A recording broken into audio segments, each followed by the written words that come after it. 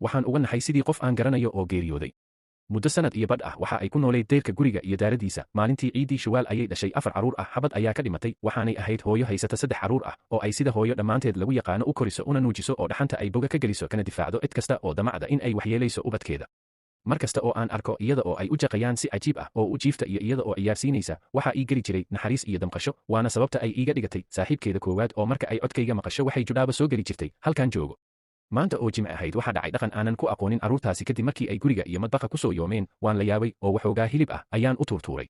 Markaan guriga ka soo baxay waxoogaa yar waxaan laamida ku arkay meydka bisad xalay uu jiiday gaari baasi. Waxaan dareemay carruurtii yaryarayd ee maanta dhaqanka cusub aan ku arkay in ay hooyadood tahay. Waxaan telefoon kula hadlay oo weydiiyey gurigii goorta ugu dambaysay, waxaanay ii sheegeen in aan ilaa xalay la arag. Markaa waa iyadii meydkaasi.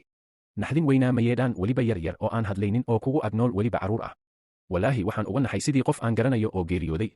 Waxaa qoray wariye Abiib Iimaan.